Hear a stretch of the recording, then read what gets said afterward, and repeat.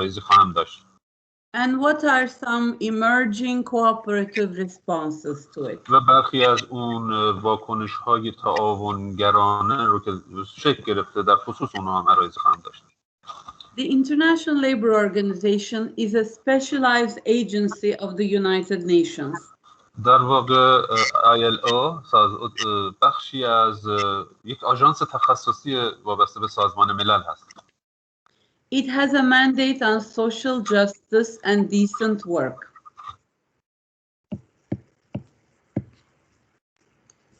Could you hear me? اجتماعی متمرکز بشه.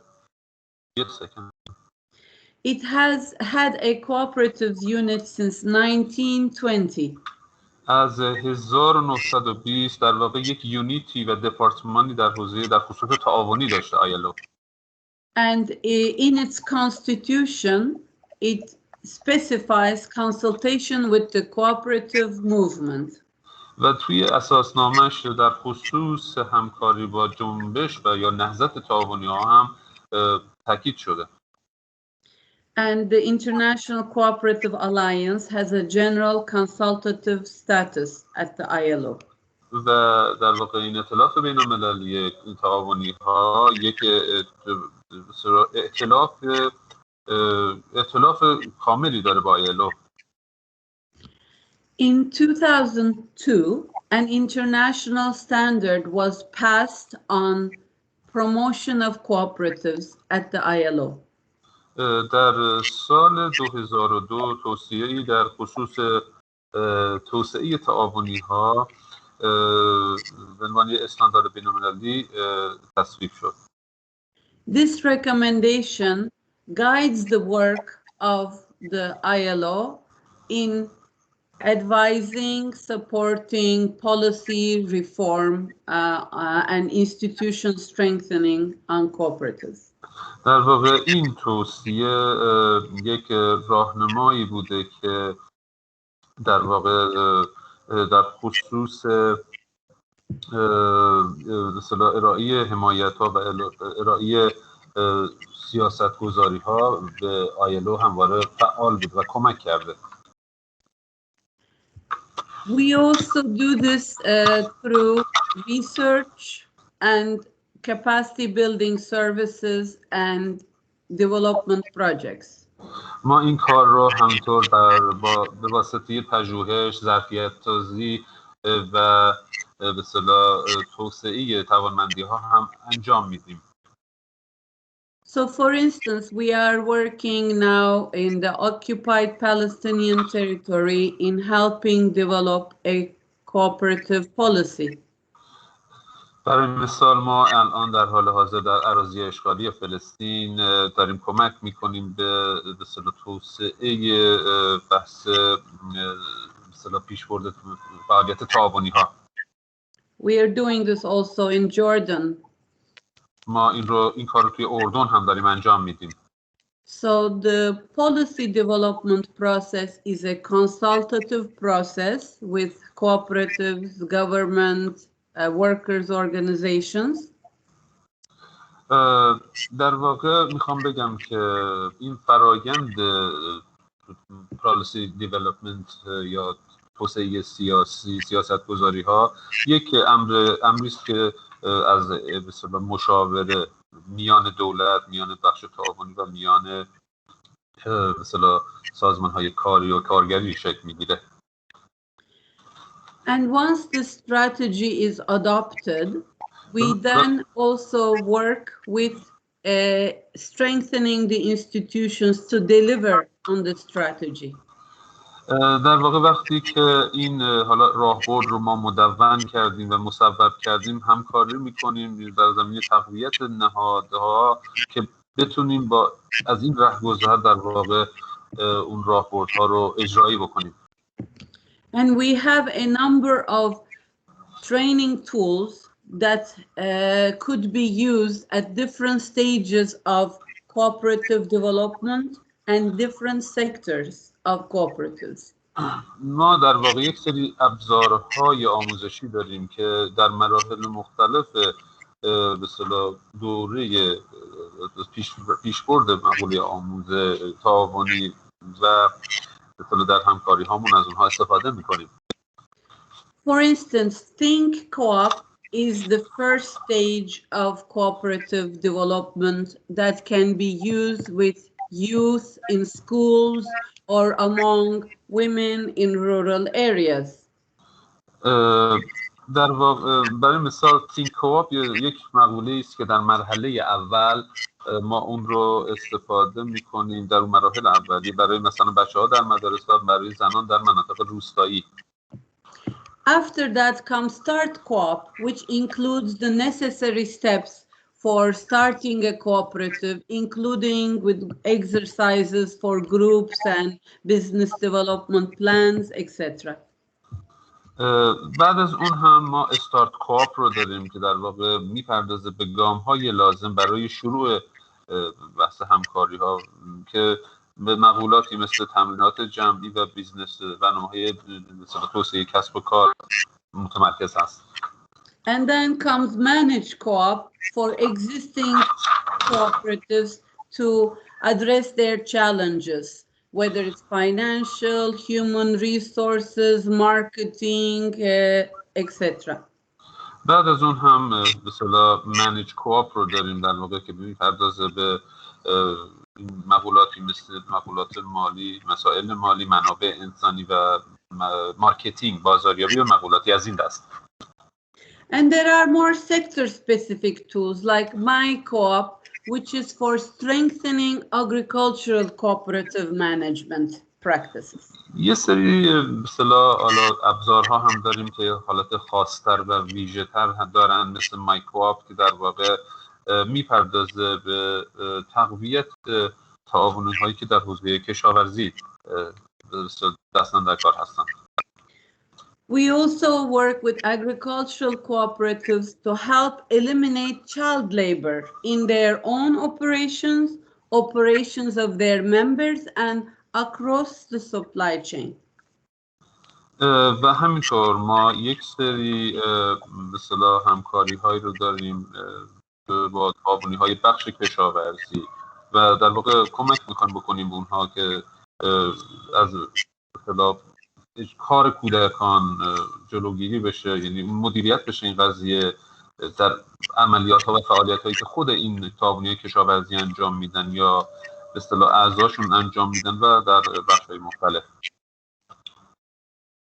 In today's world, in responding to the challenges we are facing, we need a diverse set of enterprises.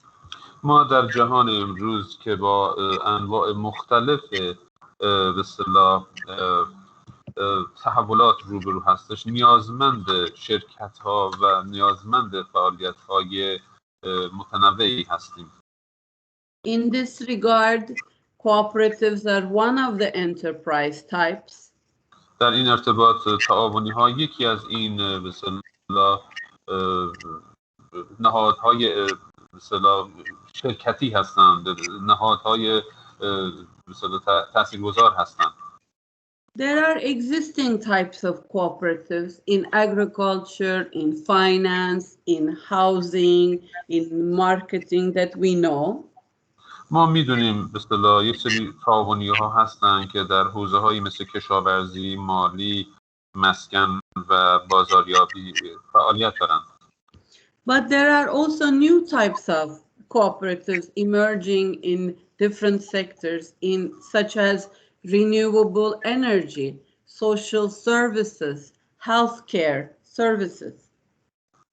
همطور خب علی‌رغم اینها شاهد ظهور و بروز یه سری انواع جدید از تعاونی‌ها هستیم، مثل تعاونی‌هایی که در حوزه انرژی‌های تجدیدپذیر کار می‌کنند، تعاونی‌هایی که در حوزه خدمات اجتماعی کار می‌کنند و تعاونی‌هایی که در زمینه ارائه خدمات مراقبتی و به اصطلاح در منازل فعال هستند. And of course, for these new types of cooperatives to grow, we need a conducive policy environment and supportive institutions. در واقع برای اینکه ما بتونیم راه رو هموار بکنیم برای این انواع تازه ظهور یافته تعاونی‌ها لازم هستش که ما یک محیط سیاستگذاری در واقع تاثیرگذار رو و مثلا نتیجه بخش رو اتخاذ بکنیم.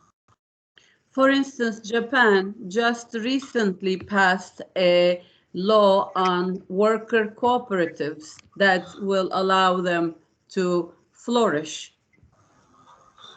برای مثال ژاپن اخیراً قانون تعاونی‌های کارگری رو تصویب کرد که واقعاً خیلی کمک کرده به توسعه اونها، پیشرفتشون. I'm sure you will hear more about Japan. Japan is interesting for cooperatives because it has traditional sectors of cooperatives. من مطمئنم خب در خصوص ژاپن بیشتر حالا بحث خواهد شد. ژاپن یک کیس جالب توجه هستش از لحاظ بحث تعاونی ها، چون بخش های سنتی داره در حوزه تعاونی. There are new types of cooperatives that may not exist in some of our other countries, like university cooperatives or elderly care provision through cooperatives. مثلا یه سری تعاونی ها هستن که ممکنه در سایر کشورها نباشه، مثل تعاونی های دانشگاه ها یا تعاونی های ارائه خدمات به افراد سال خورده. Especially in this time of the global pandemic, these health cooperatives are an interesting model for adaptation in other contexts, especially where health services may not be so strong in rural communities or distant areas.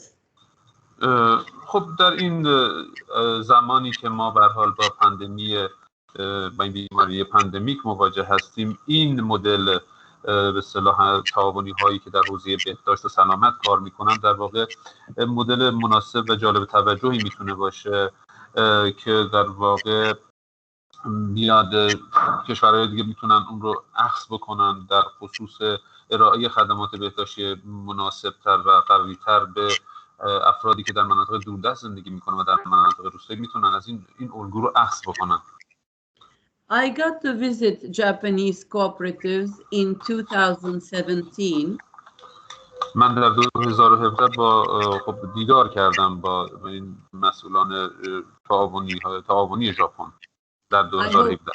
I hope you will have the opportunity to do so yourselves.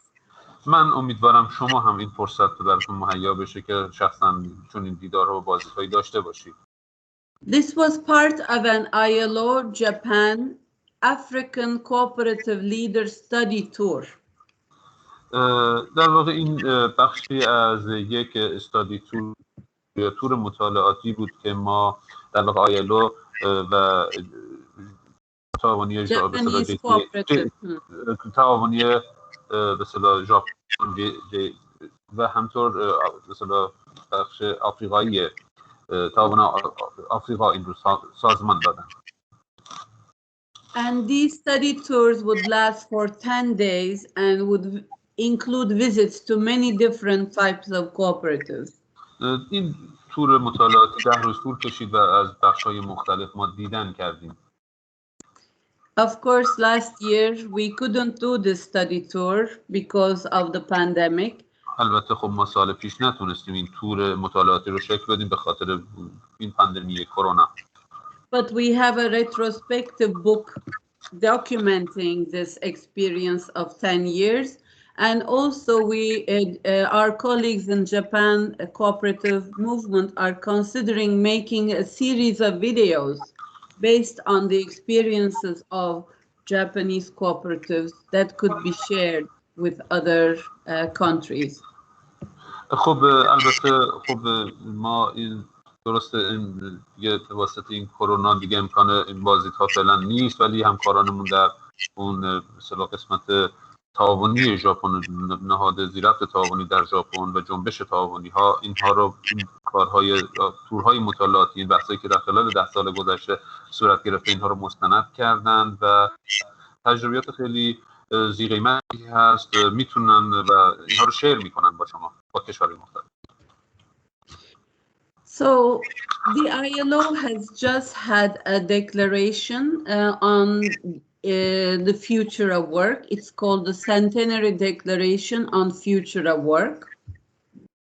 در واقع آیلو یک بیانیه داشته صادر کرده در خصوص آینده جهان که عنوانش هستش بیانیه آینده جهان در 100 سال آینده، در یک قرن آینده. The declaration talks about the need for innovative solutions to address our challenges. در این دکلریشن و بیانیه در خصوص راه حل های نوآورانه برای مواجهه با چالش هایی که باشون مواجه هستیم بحث شده. It reflects on economic, demographic, environmental and technological changes transforming our world today. در واقع بازتابی هستش از این تحولات اقتصادی، جمعیت شناختی، زیست محیطی و فناوری که در واقع چهره جهان امروز ما رو تغییر داده. So these changes are creating new opportunities for work in some cases, but also resulting in loss of jobs or worsening quality of jobs in others. خب این وضعیت در واقع یک فرصت‌هایی رو در جاهایی به وجود آورده که شغل و به اصطلاح فرصت کاری ایجاد بشه، اما در مواردی هم به از بین رفتن فرصت‌های شغلی و پیامدهای خاص خودش منتهی شده. Historically, when there is big changes and new needs arise, cooperatives usually come together to respond to these. The values of cooperation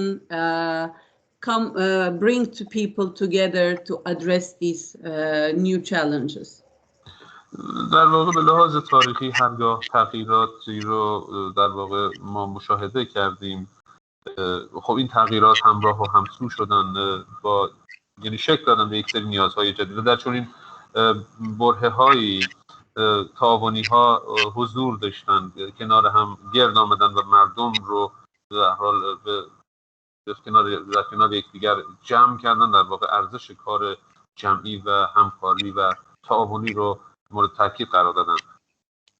Let us look together at how cooperatives and cooperation are responding to some of these key changes.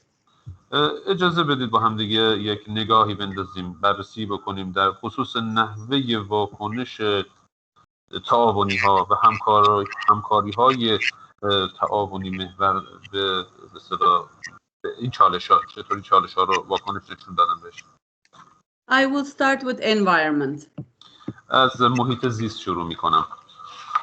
Climate change is affecting our world in many ways. تغییرات اقلیم بر زندگی ما به شکل‌های مختلفی تاثیر گذاشته. And there are cooperatives trying to address some of these changes. For instance, تعاونی‌ها هستن که می‌پردازن به این گونه تغییرات. برای مثال For instance, in agriculture, cooperatives are working with their members to diversify crops. برای مثال توی حوزه کشاورزی این تعاونی‌های بخش کشاورزی همکاری می‌کنن با اعضاشون برای اینکه تنوع ببخشن به محصولات. Saving energy in irrigation. در مصرف انرژی در حوزه آبیاری صرفه‌جویی بکنن. Or creating mutual insurance for crops. و یا مثلا بیمه بکنن محصولات کشاورزی رو به صورت متقابل. I would like to give new cooperative examples for دو تا مثال در خصوص مثلا این تعاونی‌های جدید ارائه میدم خدمتتون. environment. One is forestry cooperatives.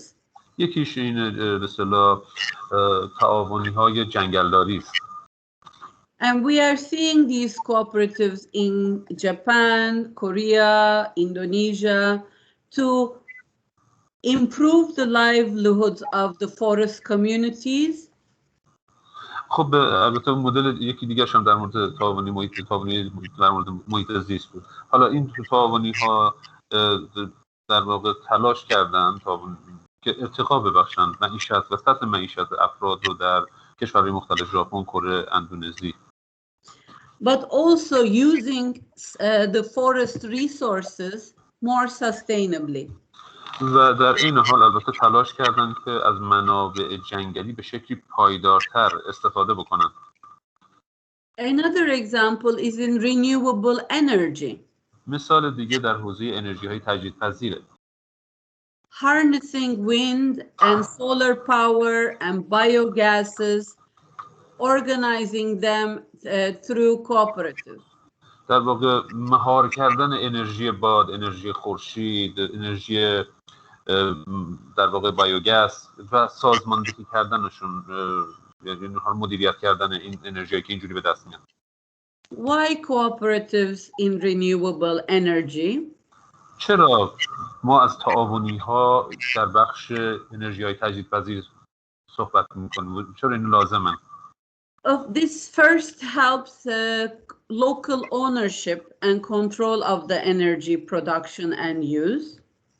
در واقع این کار میتونه کمک بکنه به مالکیت محلی، به اینکه چطوری کنترل بشه انرژی تولیدش و همینطور مالکیتش. And it can create some local employment and help with reasonable pricing of energy. در واقع میتونه کمک بکنه به ایجاد فرصت‌های شغلی در محل و فرصت‌های شغلی محلی و یک قیمت منطقی رو برای انرژی به وجود بیاره. In my own country, Turkey, there is new regulation to help these energy cooperatives to develop. توی کشور من ترکیه قوانین جدیدی وضع شدن برای اینکه کمک بکنه به توسعه این مدل تعاونی‌ها. But of course, having the law is not enough. البته توجه داشته باشید که صرف تدوین و تصویب قانون کافی نیست. Although quite a few new renewable energy cooperatives have been formed, they are struggling with issues of financing. به رغم اینکه خب حالا تعداد معدودی از این نوع تعاونی هایی که میپردازن به انرژی تجدیدپذیر شکل گرفتن، ولی اینها با مقولاتی و مسائلی مثل مقوله مالی، فایننس مواجهن. In Europe, there is a federation of community energy cooperatives. توی اروپا یک فدراسیونی از جامعه تعاونی های انرژی وجود داره. It has more than 1 million citizens active in energy transition through cooperatives as members. در واقع حدود 1 میلیون نفر عضو تعاونی‌هایی هستن. این تعاونی‌های زیرا این فدراسیون هستن که توی بحث انتقال انرژی فعالیت میکنن. And this federation helps with financing needs, training needs, as well as policy communication needs. این فدراسیون کمک میکنه به رفع نیازهای مالی، رفع نیازهای آموزشی و رفع نیازهای حوزه سیاستگذاری برای این تعاونی‌ها. Today is March 1st. It is the International Day of Waste Pickers. International Day of what? Sorry? Waste pickers, recycling. Okay. امروز اول مارس هستش، روز جهانی گردآوران که جمع کنندگان زباله جمع کنها.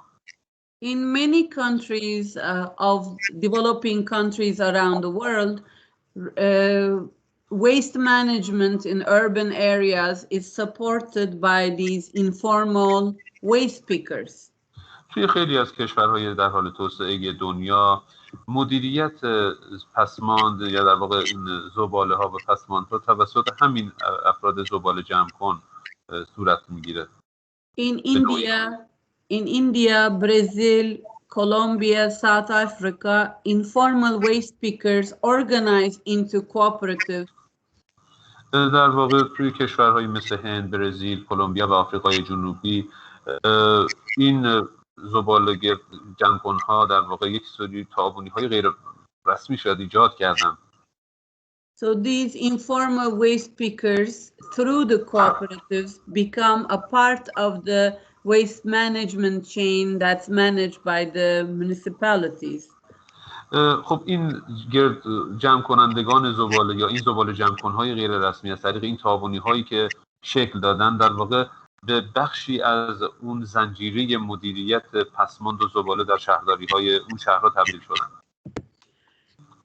And these cooperatives help their members access occupational safety, training, and again, advocating for their members' rights, with especially the municipalities.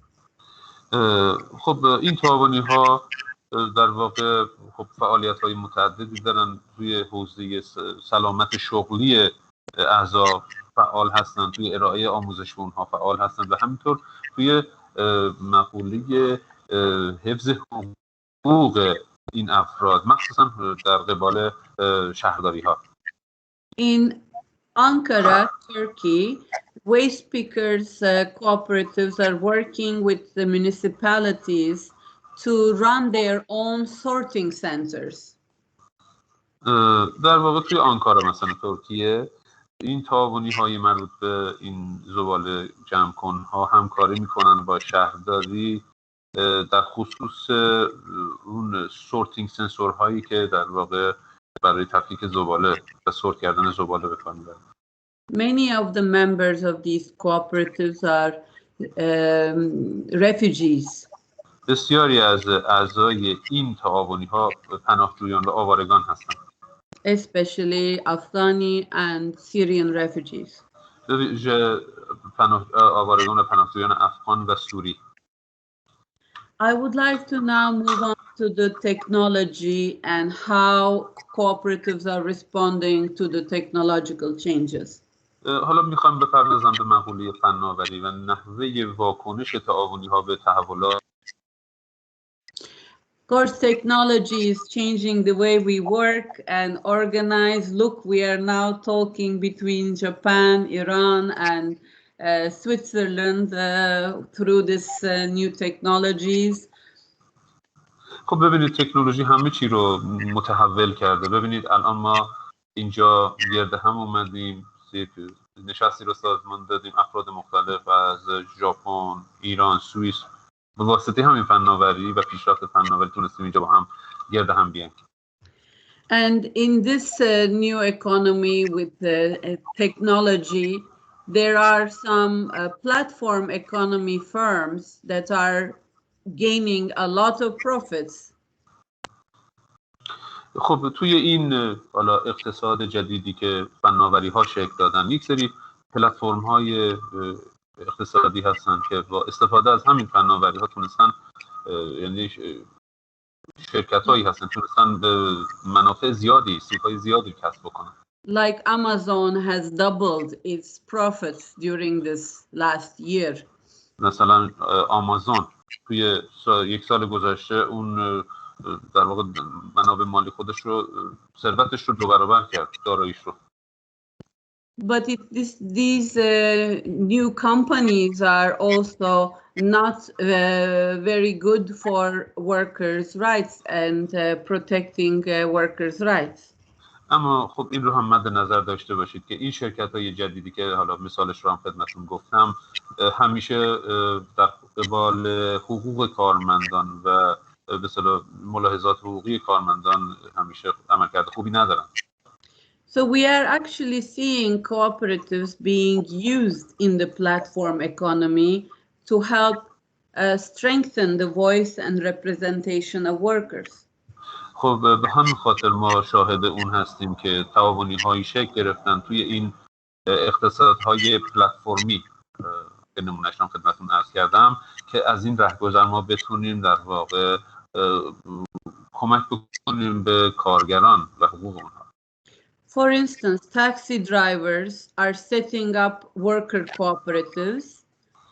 برای مثال رانندگان تاکسی یک سری تعاونی‌های کارگری شکل دادن and using online applications و از اپ‌های آنلاین استفاده می‌کنن، اپلیکیشن‌های آنلاین as a way to counter the intermediation of ride-hailing companies like Uber or Lyft.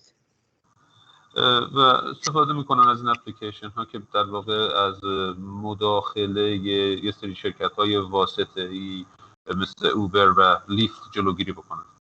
In such efforts, they can be supported by local governments, trade unions, or even cooperative federations.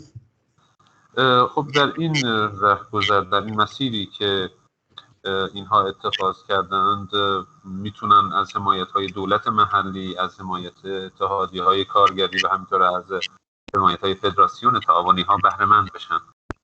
Technology workers are also coming together in cooperatives, working together to build data tools, websites, and campaigns for more open access to technology.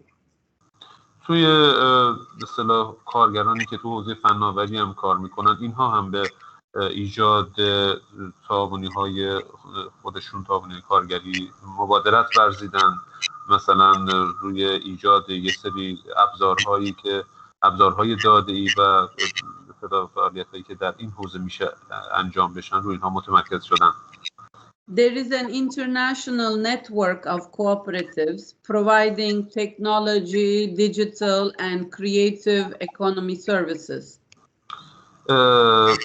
یه سری شبکه‌های بین‌المللی هستند که خدمات در واقع اقتصادی در حوزه تکنولوژی و دیجیتال و نوآوری ارائه میدن. And freelancer technology workers are members also of this cooperative and cooperative network from around the world. به اصطلاح یه سری کارگران آزاد که در واقع فریلنس هستن، اینها عضو تو حوزه فناوری عضو این شبکه‌های تعاونی ها هستن. Especially for freelance workers in the creative cultural industry, in the last year they have really suffered. به طور ویژه این فریلنس ورکرها، این کارگران آزاد، در اون فرهنگ صنعتی که در واقع ایجاد شده در خلال سالهای اخیر، اینا خیلی اذیت شدن، رنج دیدن. Musicians, actors, many people working in the creative industry. خیلی افراد هستن که توی این صنعت به اصطلاح نوآوری فعال هستن، مثلا بازیگران، نویسندگان و افرادی از این دست. There is also a federation of freelance workers cooperative that is working across 9 countries in Europe. همینطور یه فدراسیونی از کارگران فریلنس یا آزاد وجود داره که اینها توی در واقع 9 کشور اروپایی فعال هستند. Many freelancers, 35,000 freelancers are members of this cooperative in 9 countries. حدود 35,000 فریلنس ورکر یا کارگر آزاد در این کشورها، 9 کشور عضو این تعاونی‌ها هستند. I see there is a question about how we can do this in Iran, some of these new cooperatives, and I can reflect on it now, or we can do it at the end, as you wish. یک پرسش رو میبینم مطرح شده در خصوص اینکه حالا این بحث رو چطوری ما میتونیم تو ایران داشته باشیم. الان میتونم بهش بپردازم یا بعداً؟ آقای امیری اگر در انتهای برنامه It would be better to leave it for the end of the program, for the Q&A part of the program. So how can we do this again? Yes, it is happening in Europe, fine, but then how do we do it in our countries is an important question. We also see here, for instance, how do we use technology for informal economy workers and their cooperatives? خب بله واقعا این حالا ما این مدل تعاونی ها رو توی اروپا داشتیم، میتونه جای دیگه هم حالا داشته باشیم. مثلا الان خب اینجا پرسش شد یا میشه همچی بحثایی رو ما تو ایران هم داشته باشیم. این پرسش ها رو خیلی جاها هم از کشورهای دیگه هم مطرح میکنن که ما چطوری میشه از فناوری برای اصطلاح برای استفاده بکنیم برای یک سری مشاغلی که حالا غیر رسمی هستن و یک سری تعاونی ها رو میخوان بدون شبکه من بکنن خودشون رو. We are working with the women cooperatives in India in rural areas. ما با تعاونی های زنان در هند در نواحی روستایی هند همکاری میکنیم To see how they can use online applications for their own benefit. تا بتونن در واقع استفاده بکنن از اپلیکیشن های آنلاین برای به خاطر خودشون، برای منافع خودشون.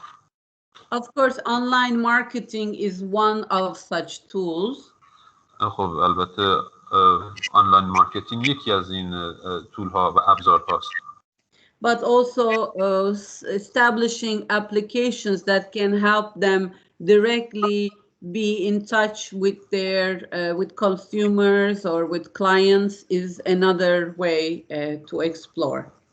خب البته میشه مثلا استفاده بکنیم از یک سری اپلیکیشن هایی که کمک میکنن به این افراد که در واقع تماس مستقیم داشته باشن با مصرف کنندگان و با مشتریان خودشون. There is an international network of on platform cooperatives that helps with some of these online applications to be adapted and used free of charge for such groups. یه سری به اصطلاح حالا آنلاین اپلیکیشن ها یا اپلیکیشن های آنلاین هستن که توی این پلتفرم های بین المللی تعاونی در واقع هستن، در دسترس رایگان امکان دسترسی به اونها هست و میتونن در واقع استفاده بکنن افراد از اینها. I would like to now move to demographic changes, which are playing a key role in shaping again the world of work. میخوام حالا بپردازم به اون به اصطلاح مقوله جمعیت و جمعیت شناختی که در واقع اینها هم تونستن تغییرات بسیار زیادی رو به وجود بیارن. The first is around the need for care, which is growing worldwide with aging populations and rising number of people living with chronic illness. خب اولین بحث مراقبت هایی هستش، نیاز به مراقبت های به اصطلاح سلامت هستش که در واقع به واسطه پیری جمعیت، به واسطه شیوع گسترش بیماری‌های مزمن در میان جمعیت نیاز مبرمی به اینها پیدا شده. In the absence of affordable and accessible public or other private options, cooperatives are emerging as providers of care services. در غیاب سایر به اصطلاح کسانی و گروه ها و تشکلاتی که بتونن ایفای نقش بکنن در این زمینه، تعاونی ها تونستن و میتونن در این زمینه نقش برجسته ایفا بکنن. We have done a global mapping at ILO of care provision through cooperatives. ما توی ILO یک گلوبال مپینگ یا نقشه برداری جهانی رو در خصوص بحث مراقبت‌های بهداشتی توسط تعاونی ها انجام دادیم. These cooperatives often have women as majority of their founders, members, beneficiaries and workers.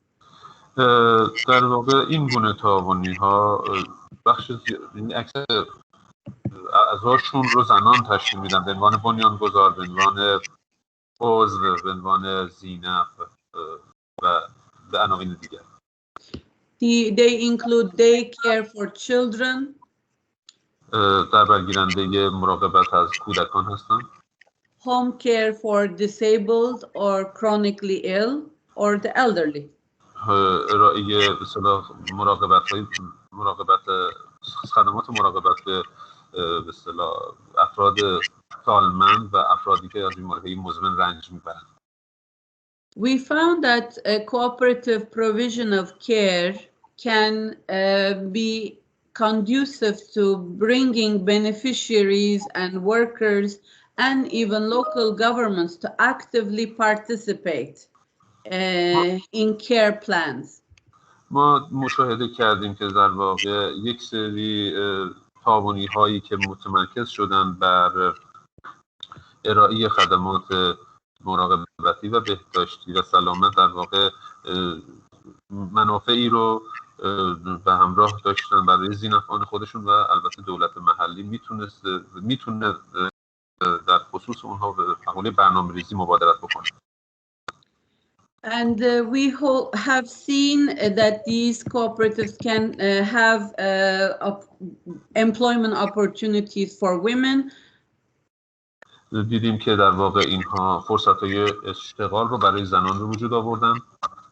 But also many of them are multi-stakeholder in nature, with users, workers, and authorities as stakeholders, members. در واقع خیلی از اونها هم هستن که در واقع افراد مختلفی جزء ذی‌نفعان اون یا ذی‌مدخلان اون محسوب میشن، مثل کاربران، مثل کارگران و مثل مسئولان. Some of these home care workers, domestic workers have also come together in setting up their cooperatives. Especially, we've seen this among migrant workers establishing them. For instance, in the US, there are, although domestic, yeah, I stop and you can translate. توی این بحث به اصطلاح مراقبتی که ارائه میشه به خدمات مراقبتی در خانه یا در منازل افراد سالمند و کودکان، خب اینا هم مبادرت کردن به تشکیل یک سری تعاونی ها. خیلی عمدتاً این تعاونی ها رو واسه کارگران مهاجر و پناهجو تشکیل میدن. حالا توی آمریکا همچین چیزی هست میخوام بگم. In the United States, home care workers, domestic workers are not included in labor laws. توی آمریکا این دسته از کارگرانی که در ارائه این گونه خدمات اصطلاح دخیل هستند در قوانین کارگری حضور ندارند. But they can form their cooperatives. و اینها میتونن تعاونی ایجاد بکنن. So there are community organizations supporting these migrant workers who are providing care services to organize in their cooperatives. خب در واقع این مدل به اصطلاح افراد این دسته از افراد با ایجاد یک سری تعاونی ها میتونن کمک بکنن به اینکه در واقع حق و حقوقشون دفاع بشه. We are also seeing, especially in contexts where to help women overcome social and cultural constraints, the women coming together in women-only or women-led cooperatives. خب حالا یه سری جاها هم شاهد اون بودیم به خاطر اون بافت و ساختار اجتماعی و فرهنگی، زنان مثلا اومدن تعاونی هایی تشکیلاتی که صرفاً اعضاش زن بودن. In India, Turkey, Jordan, در هند، ترکیه، اردن. Women-led cooperatives are active in education, food processing, crafts, care services. توی این کشورها این تعاونی هایی که صرفاً اعضاش زنان هستند یا تحت رهبری زنان هستند متمرکز شدن روی فعالیت هایی مثل آموزش، مثل فراوری مواد غذایی، مثل برداشت محصولات و خدمات. What is important in these cooperatives, for instance, in Turkey, is they are not only stuck in the same traditional production areas. خب اون چی که در خصوص این تعاونی ها جالب توجهه، مثلا توی ترکیه اینها روی اون یه سری حوزه های خیلی سنتی متمرکز نیستن. That there is some diversification of their products and services, so they are not competing for the same small market. در واقع میخوان متنوع بکنن و تنوع بخشی بکنن به خدمات و به اصطلاح محصولاتی که دارن ارائه میدن و از این طریق خودشون رو قانع نکنن که به یک بازار کوچیک محدود بشن. And that they receive training and have a good understanding of what it means to be in a cooperative, how to participate and benefit from a cooperative. So they are active in this cooperative. لذا در واقع اونها بهشون آموزش داده میشه که درکشون ارتقا پیدا بکنه در خصوص اینکه عضویت در یک تعاونی چه سودی براشون داره، چه همکاری هایی رو میتونه براشون شکل بده و لذا یک حضور فعال دارن در این تعاونی ها. In many countries, we will see donor international organizations setting up these cooperatives, women financial cooperatives or artisanal cooperatives. توی خیلی از کشورها ما میبینیم که یه سری حالا کشورهای اعطا کننده کمک یا یه سری سازمانهای بین‌المللی میان و کمک میکنن در واقع روی شکلی تعاونی هایی که میپردازن مسائل مالی زنان یا تعاونی هایی که به اصطلاح صنعتگران و پیشوران میپردازن. But they stay cooperative in name. They are not really cooperatives because the members don't feel ownership. It's more externally imposed. اما اینجا میدونید چیه، در واقع فقط اسم تعاونی روی این گونه تعاونی های اخیر ذکر هستشون، هیچ حضور فعالی ندارند اینها. I would briefly talk about refugee engagement in cooperatives, as Iran, Turkey are countries which receive, of course, many refugees.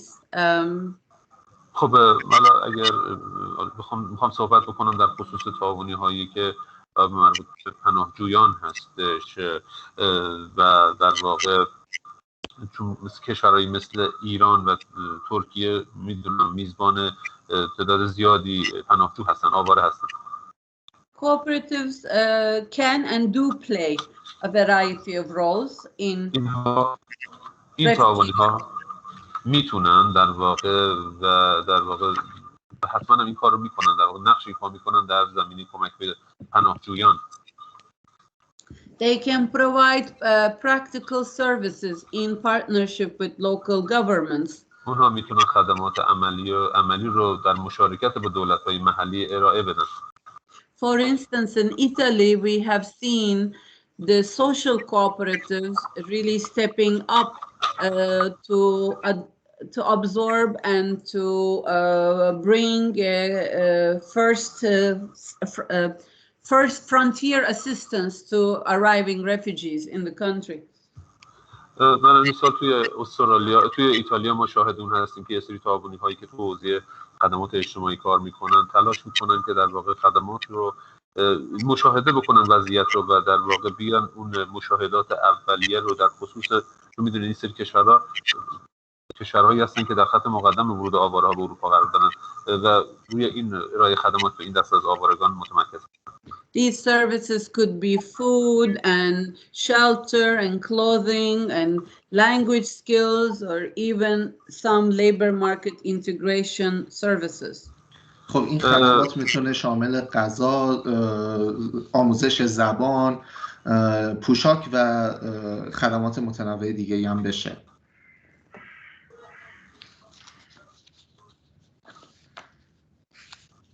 Do you need to translate that to us? No, it was translated. You go on. We just switched the translation. Okay. All right. You're welcome. We also see host community cooperatives recruiting refugees as workers, like in Jordan and Lebanon. همچنین در کشورهای مثل اردن و لبنان ما اون کمیونیتی ها و جوامع میزبانی رو میبینیم که از این رفیوجی ها و از این آواره ها دارن به عنوان نیرو استفاده میکنن و اونا رو در خدمت خودشون میگیرن. host community cooperatives can include refugees as members in countries that allow membership of refugees. در کشورهایی که عضویت رفیوجی ها و پناهنده ها رو اجازه میدهن اونا رو میتونیم حتی در عضویت این تعاون ها هم ببینیم. Or refugees can set up their own cooperatives. حتی این پناهنده ها میتونن تعاون های خودشون رو راه بندازن. There are also refugees coming together to serve new coming refugees in their integration struggles. For instance, in Canada, old generation refugees helping the new generation refugees through cooperative services. همچنین از طریق خدمات تعاونی ما برای مثال در کانادا مثالهایی رو داریم که پناهنده های قدیمی به پناهنده هایی که جدیداً وارد اون کشور میشن کمک میکنن. And there are also cases, for instance, in Turkey of displaced communities and host communities starting new cooperatives. همچنین ما در کشوری مثل ترکیه نمونه هایی داریم که این هست کمیونیتی و جامعه های میزبان تعاون های جدیدی رو دارن ایجاد میکنن. For instance, in Turkey, in Gaziantep, there is a cooperative of host community women, local women, and women from the Syrian and Afghani communities coming together in different production chains. برای مثال در ترکیه ما زنانی داریم، زنان افغانستانی و از جاهای دیگه که در زنجیره‌های تولیدی وارد میشن. And we also saw in rebuilding countries after conflict, cooperatives can be very useful. همچنین ما از طریق مشاورت فهمیدیم که در کشورهایی که دارن از نو خودشون رو میسازن این تعاونی ها میتونن چقدر مفید باشن. Returning displaced persons, rebuilding their own communities through cooperatives. For instance, in northern Sri Lanka, after the conflict ended between the Tamil guerrilla and the government. که کمک کنن به افرادی که از منطقه خودشون، محل خودشون جدا شدن. برای مثال در سریلانکای شمالی بعد از اون نزاع‌هایی که وجود داشته بین اون اقوام و مناطق این اتفاق افتاده. Finally, I will just say a few words on COVID response and how cooperatives have fared on this front and what are some of the challenges. And I would like to then give the floor to you for your questions and discussion. خب در پایان من میخوام یه سری پاسخ‌ها رو راجع به این پاندمی کرونا بدم و چه چالش‌هایی رو ما باهاش روبرو هستیم و تعاونی‌ها چه کارهایی میتونن انجام بدن و پس از اون میخوام که میکروفون رو بدم خدمت دوستمون. On the social front, cooperatives, existing cooperatives have stepped up to provide relief for workers, members, communities. در جبهه اجتماعی تعاونی‌ها تلاش میکنن که راحتی رو برای کارگرها و غیره ایجاد بکنن. Like shifting their production for disinfectants or distributing personal productive equipment. برای مثال تغییر محصولاتشون و تولیداتشون به مواد ضد عفونی کننده یا کمک به تولیدات جدیدشون. And usually governments recognize such cooperative efforts, especially social efforts during such crisis times. و خب معمولا دولت‌ها تشخیص میدن و درک میکنن تلاش‌های این کوآپراتیوها و تعاونی‌ها رو در چنین شرایط و زمان‌هایی. It is good that they are recognized as social actors in these relief efforts, but they also are economic actors. خب خیلی خوبه که اینها به عنوان فعالان اجتماعی در این موقعیت ها شناخته میشن، ولی خب باید بدونیم که اونا فعالان اقتصادی هم هستن و فاکتورهای اقتصادی هم اینجا وجود داره. So it's very important they are also included in the financial relief packages that are provided to other enterprises. و خب خیلی مهمه که اونها هم در پکیج ها و بسته های کمک کننده اقتصادی که به بقیه سازمان ها و شرکت ها و ارگانیزیشن ها داده میشه شرکت داده بشن. And the tendency is often to think of cooperatives in times of crisis. Oh, they are community-based actors, you know, and the governments reach out to them as in the short term. خب در شرایط مشکلات همیشه نگرش کلی اینه که خب تعاونی ها بر پایه تعاونی هستن و خب دولت ها باید به اونها تکیه کنن برای دریافت کمک، همونطور که در زمانهای کوتاه مدت این کارو میکنن. But they should not only be seen as short-term actors for crisis response. اونا فقط نباید برای فعالان کوتاه مدت در زمانهای بحران دیده بشن و بهشون نگاه بشه. They are also long-term partners for improving resilience in their communities. آنها همچنین شرکای بلند مدتن برای تقویت مقاومت و کمک به همکارانشون.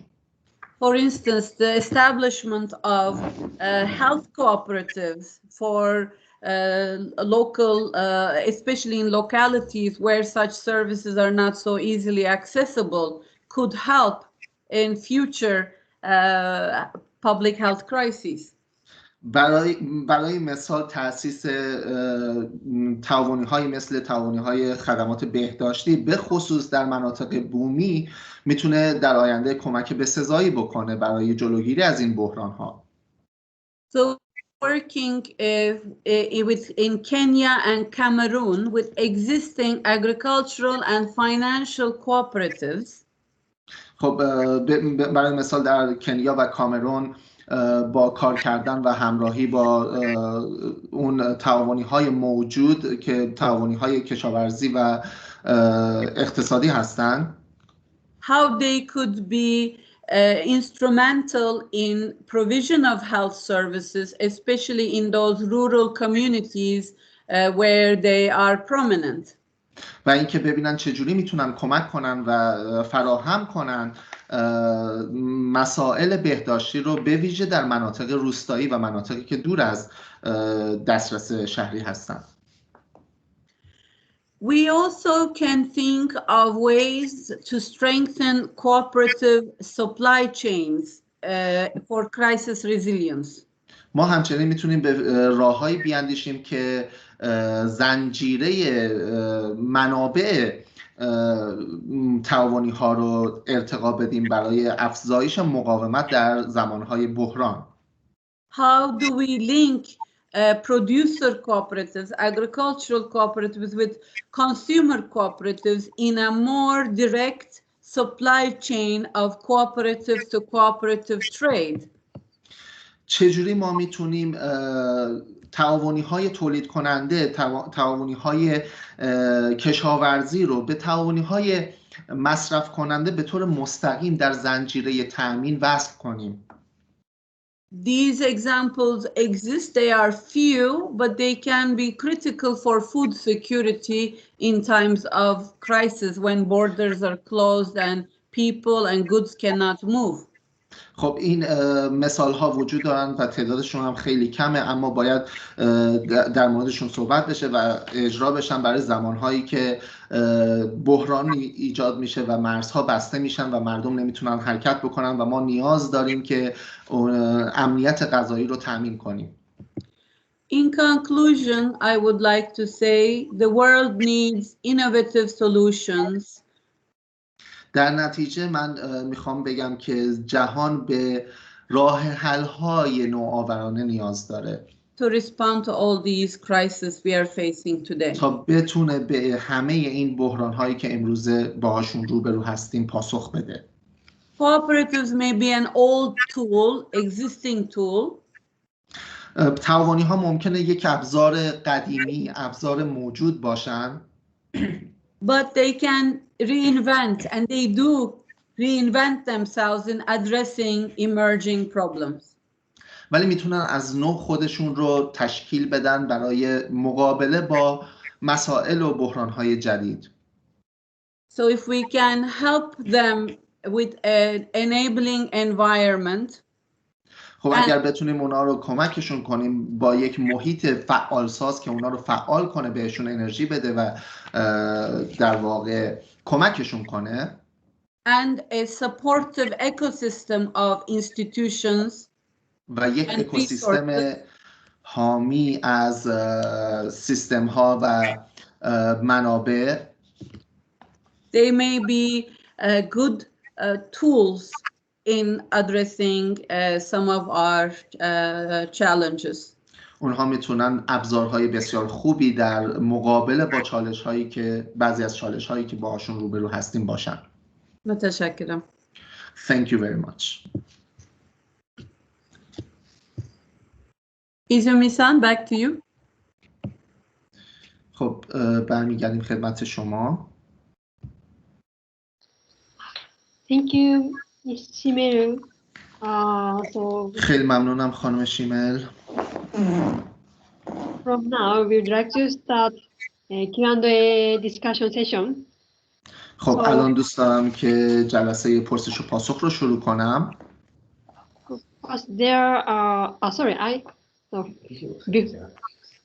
Before starting the Q&A session, I forgot to share the video that شرمنده من فراموش کردم که ویدیومون رو با شما اشتراک بذارم. آقای باغبانی فقط یه لطف بکنید که سوال‌ها هم کامل ترجمه بشه برای به زبان حالا انگلیسی یا ژاپنی، انگلیسی دیگه، و اینکه خب نفرات هم یه معرفی خیلی کوتاهی از اسمشون هم داشته باشن. خب سوال‌ها رو من دو تاشو بیشتر نداشتم، بذارید پیش آقای باغبانی، پیش آقای امیری هستش فکر می‌کنم. Is it okay? Can you see my screen? Yes, we can. Okay.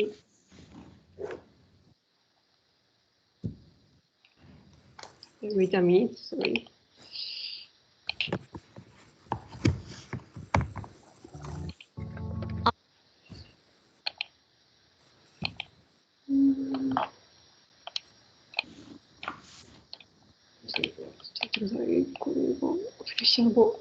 Our world is in a constant state of evolution.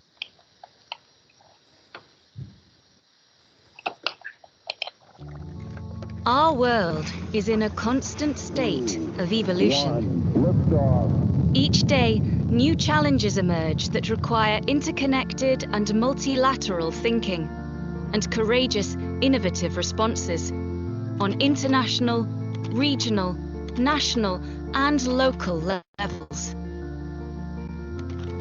In 1919, rebuilding out of the ravages of war, the International Labour Organization was formed to realize universal and lasting peace with a mandate on social justice. The following year, the section of cooperation was set up to advance conditions of work and the conditions of workers. This year, the ILO's Cooperatives unit, Co-op, celebrates its centenary.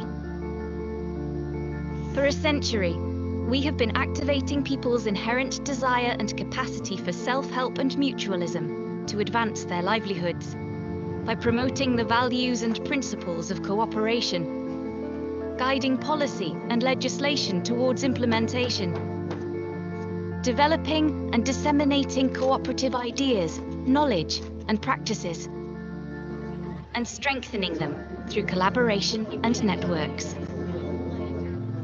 From history, we know that moments of crises can exacerbate inequalities, but they can also be moments of profound progress. a time to pause and reflect on the direction we're evolving, on the way we do business, and the way we choose to move forward. Mutualism, cooperation, and solidarity are pivotal modes of response to the challenges we are facing today, creating opportunities for decent work for all, accelerating the transition toward inclusive and sustainable economies. Cooperatives and social and solidarity economy institutions are taking action. For example, in multi-stakeholder cooperatives, where healthcare workers and patients are equal members of the services. Cooperatives that are working to eliminate child labour and forced labour in agricultural value chains. Forcibly displaced people participating in and developing their own member-controlled services and initiatives. Community-owned renewable energy cooperatives. Preserving jobs through converting to worker ownership, including through cooperatives. Informal economy workers transitioning into the formal economy through membership-based associations. And workers owning and controlling their own digital platform cooperatives. As the ILO and its constituents intensify their efforts to achieve the dream of a world with universal and lasting peace, its Cooperatives unit, in collaboration with cooperative and wider social and solidarity economy institutions, have a critical role to play in building a better future of work.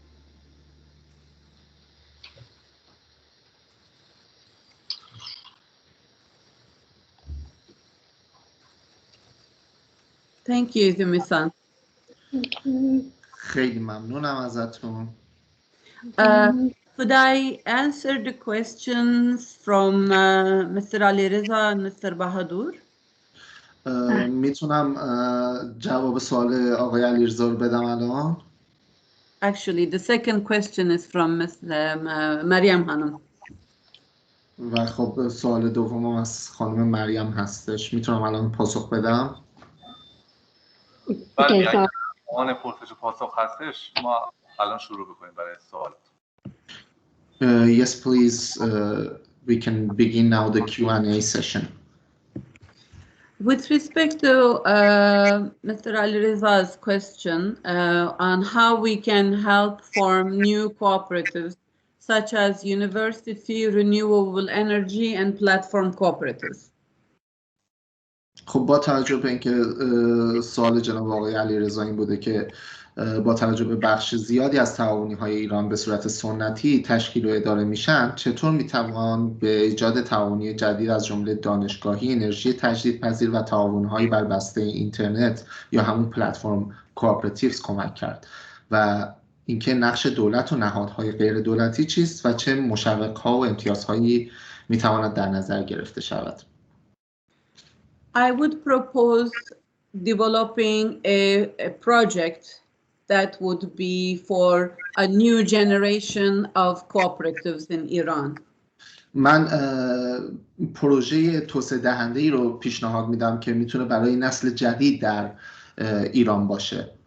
It could be a partnership between the ICC, government, and other organizations like JICA, ILO. میتونه یه شراکت و همکاری بین ICC، دولت، جایکا و حتی ILO باشه. It would have multiple components. میتونه اجزای چندگانه‌ای داشته باشه و گوناگونی داشته باشه. There is this stream of policy, strategy, regulatory development that would allow for such new forms of cooperatives to flourish. خب جریان هایی که در توسعه سیاست و مسائل دیگه قرار دارن وجود دارن که میتونه به توسعه این مسئله کمک کنه. It would need to be based on an assessment and done in a participatory manner, getting inputs from the field, from the grassroots. خب این نیاز داره که ما ارزیابی‌های انجام بدیم و به صورت مشارکتی باشه تا بتونیم اینپوت و ورودی بگیریم از تحقیقات میدانیمون، از عامه مردم. And it would need to have a target. For instance, for university cooperatives, you would need to target youth and specific universities, perhaps in Tehran or other cities. خب باید هم هدفی داشته باشه. مثلا برای تعاون دانشگاهی ما باید هدفمون جوانان باشه و حتی دانشگاه‌های مشخصی، مثلا میتونه دانشگاهی در تهران یا شهرهای دیگه باشه. And there would need to be capacity building for with the tools that I have mentioned earlier, adapted to the Iranian context. و خب نیاز به ظرفیت سازی با ابزارهایی هست که من قبلا ذکر کردم اونها رو و بعد اونها رو اقتباس بدیم به سیستم ایران. These trainings would need to be toward developing practical business plans. و خب این توسعه ها و این آموزش ها باید در توسعه برنامه های کسب و کار باشه. And these cooperative businesses proposed would then be supported by financing to pilot test these initiatives in these new sectors. و خب این تعاونی ها باید فایننس بشن، باید تامین مالی بشن تا بتونن پایلوت تست انجام بدن و برای بار اول اجرا بشن به صورت آزمایشی. And based on the pilot test and its successes or its challenges, بر اساس اون پایلوت تست و تست اولیه و چالش ها یا موفقیتش a wider strategy of expanding, replicating these initiatives could be envisioned. راهبردهای گسترده تری برای توسعه این افکار میتونه در نظر گرفته بشه. What's important is that there is not just government or ICC there, but also other key stakeholders. چیزی که اینجا حائز اهمیته اینه که فقط گاورمنت یا دولت و ICC شراکت ندارن اینجا و سهامداران دیگری هم این وسط قرار دارن. For instance, universities would be very important not only for university student cooperatives, but also for research and development of the other sectors, new sectors like renewable energy and platform cooperatives.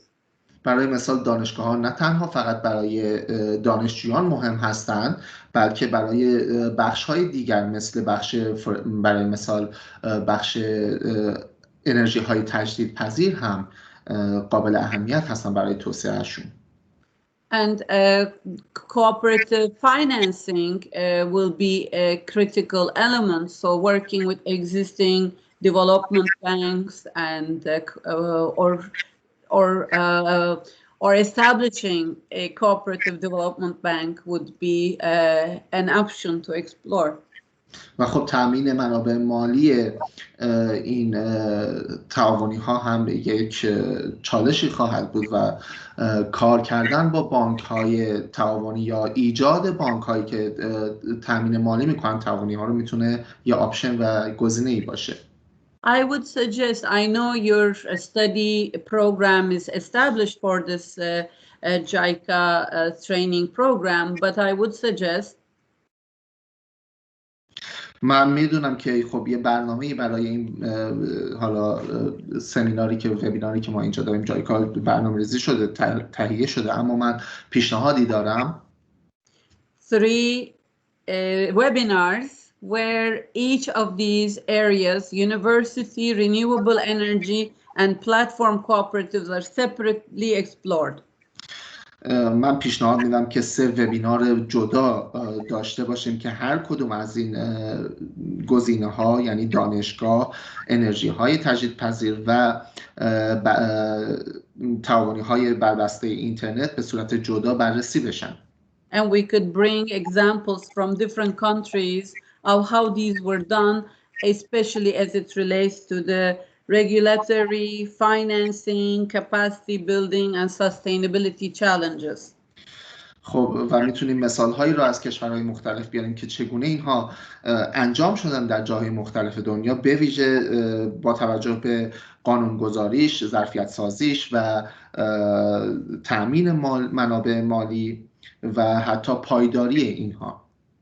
One thing we've learned from all these new sectors is you need some organization to accompany them, to mentor them, and not just to establish, give them the law, give them the initial money and leave them alone. No, accompany them. چیزی که ما یاد گرفتیم از این مسئله اینه که ما به یک سازمانی نیاز داریم که اینها رو همراهی کنه، نه اینکه تأسیسشون کنه، بهشون پول بده و تامین مالی کنه و بعد رهاشون کنه. نه، باید همراهشون باشه و باهاشون همکاری کنه. And this accompaniment is like a business incubator, but new cooperative business incubator that can help respond to address the sectoral, legal, financial and governance management challenges. و خب این همراه کننده باید مثل یک انکوباتور کسب و کار باشه که اونها رو در زمینه‌های مختلف همکاریش کنه و مشکلاتشون رو مد نظر قرار بده، مثل مدیریت، بحث مالی و غیره. With respect to Mariam Hanum's question on how is membership and shareholder model in renewable environmental, forestry and renewable cooperatives developed in these pioneer countries. با توجه به سوال مریم خانم که فرمودن مدل عضویت و سهامداری در تعاونی‌های محیط زیستی، جنگلداری و انرژی‌های تجدیدپذیر در کشورهای پیشرو چگونه است، من پاسخ میدم. These are mostly multi-stakeholder cooperatives. اینها بیشتر تعاونی‌های سهامدار هستند. And they involve community members, but also local government and local, sometimes also institutions. اونها اعضای جوامع خودشون رو در بر دارن، همچنین گاهی دولت محلی هم و سازمان‌های محلی هم درشون شرکت دارن. I will be happy to share with you a study we have done on this, and it was translated also into different languages like Turkish, and perhaps it's a short document. Perhaps this is something you would like to look at. من خوشحال میشم که با شما مطالعه‌ای رو که ما انجام دادیم به اشتراک بذارم. خب به زبان‌های مختلفی هم ترجمه شده، مثلا ترکی، و سند خیلی کوتاهیه و خوشحال میشم که این رو با شما به اشتراک بذارم و شما میتونید بهش نگاه کنید. I also shared with you the link for the European network of renewable energy cooperatives in the chat. همچنین داخل صفحه چت من لینک شبکه انرژی های تجدید، اون تعاونی انرژی های تجدیدپذیر رو برای شما به اشتراک گذاشتم. They do have a lot of resources on this website, including toolkits on how to set up community-owned renewable energy cooperatives. در این سایت شما ابزارهای زیادی رو میتونید ببینید و منابع زیادی در این وبسایت وجود داره، مثل ابزارهایی برای تشکیل تعاونی‌های بر اساس جامعه. I don't want to overwhelm you with the materials, but if you would like to explore this, as I said, this website and this publication, that could be a good starting point. And I suggested, as mentioned, we would be happy to give you the contacts for setting up a conversation with these cooperatives. We also have done a webinar with the Renewable Energy Co-op. We could share with you the link for that webinar where you could also get a sense of how it works. خب من نمیخوام زیادی شما رو با دادن منابع و محتویات زیاد خستتون کنم، ولی خب میتونید شما به این مقاله‌ای که ما داریم نگاه کنید. همچنین میتونید وارد لینک تعاونی انرژی‌های تجدیدپذیر بشید. من همچنین میتونم با شما شماره تماس‌هایی رو در اختیارتون بذارم و حتی ما با این تعاونی انرژی‌های تجدیدپذیر وبیناری داشتیم که من میتونم لینک این وبینار رو هم در اختیار شما قرار بدم. I think I shared with you, I don't know if I managed in the chat, a presentation done by the of this federation. پرزنتیشنی که در ILO انجام شده رو توی چت باهاتون به اشتراک گذاشتم. I don't know if it's coming through. No, it's not coming through. نمیدونم که میاد براتون یا نه.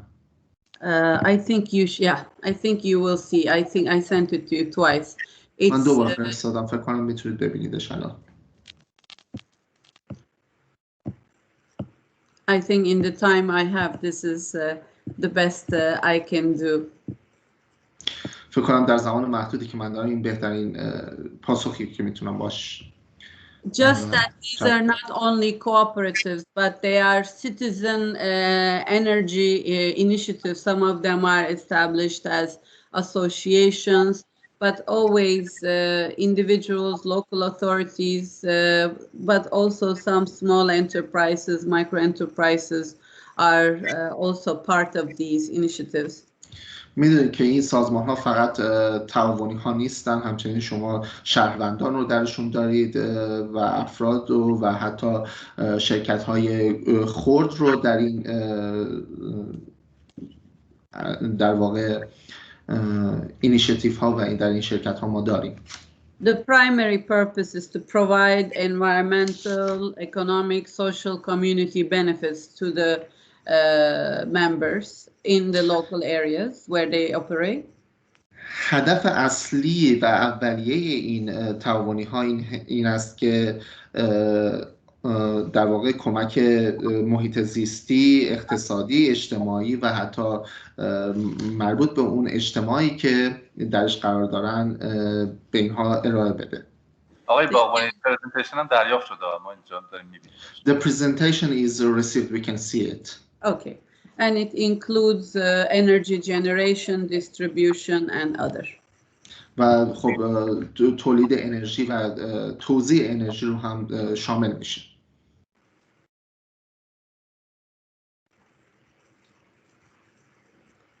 Those were the two questions that I have seen. Are there any other questions or comments, thoughts? اینها دو تا سوالی بود که من داشتم. آیا سوال و کامنت دیگه هم هست؟ سوالا در اختیار آقای امیری هستش. آقای امیری لطف میکنید سوالا رو.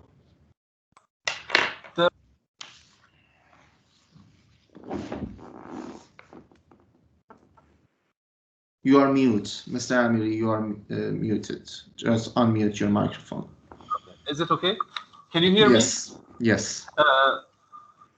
There are some 9-10 questions which have been written on these papers, and I will first read them in Farsi and then translate them into English. Please answer these questions. پرسش اول رو در میان پرسش‌های کتبی آقای علی مصطفایی مطرح کردن.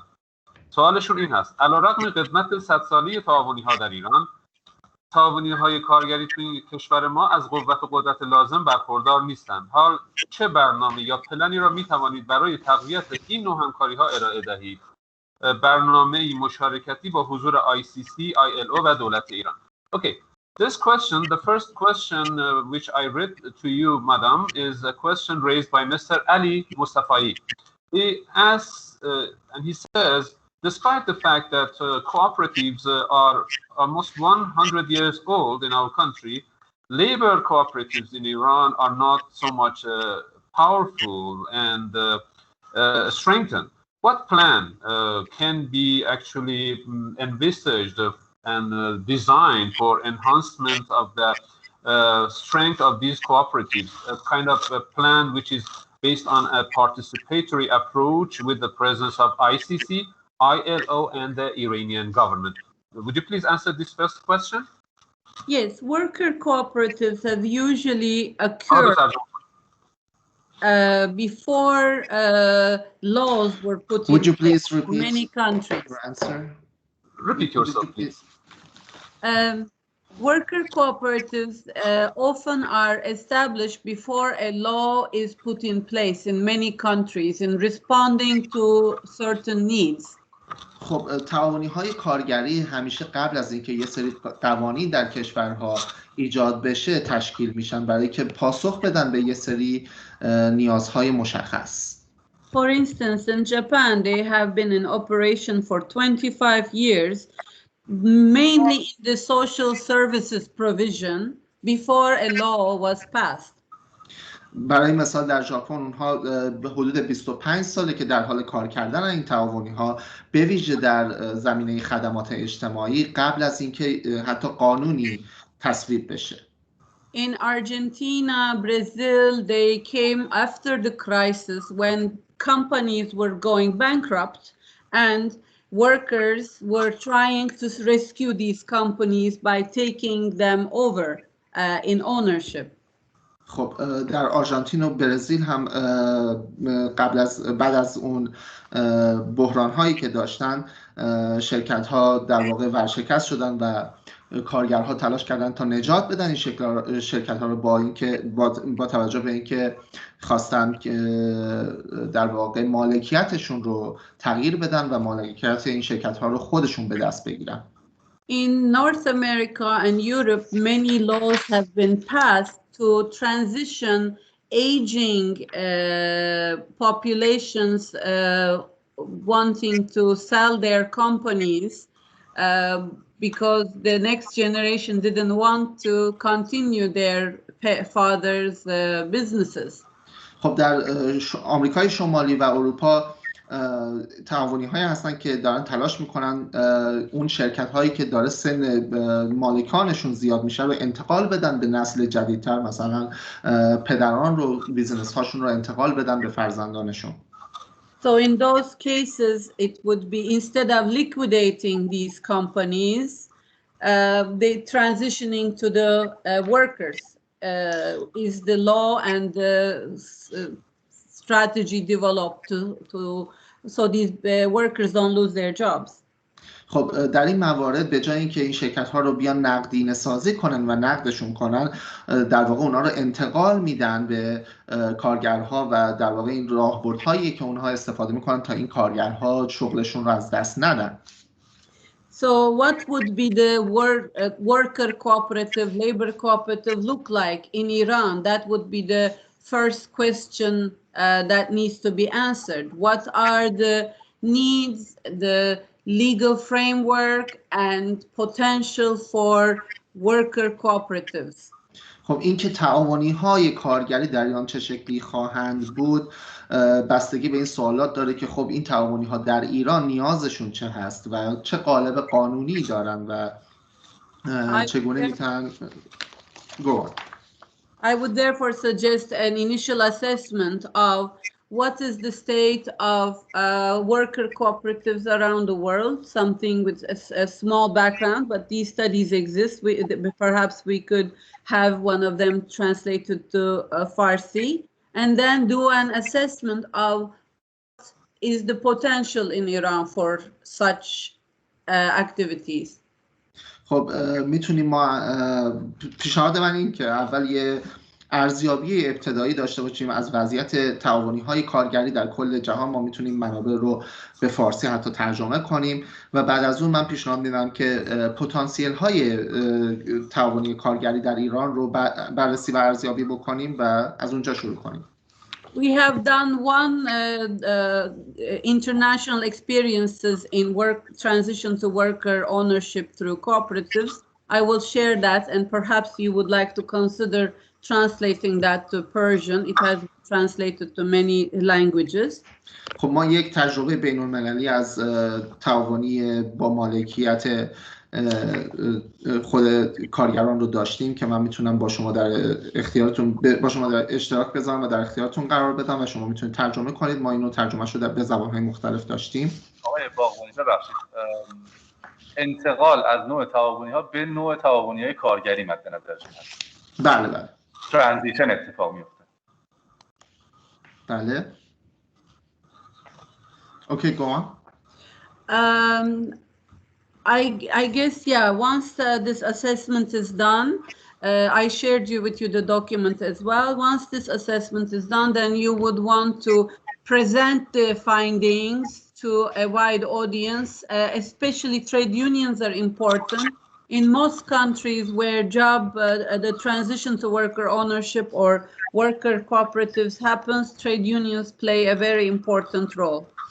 خب من براتون ارسال کردم، شما میتونید نتایج رو ببینید. بعد از اینکه این ارزیابی ها رو انجام دادید میتونید نتایج رو به یک مخاطب گسترده ای انتقال بدید و در اینجا اتحادیه‌های اجتماعی نقش بسیاری بسزایی بازی میکنن. زمانی که ما میخوایم تعاونی ها رو به تعاونی های کارگری انتقال بدیم، نقش اتحادیه‌های اجتماعی پررنگ میشه.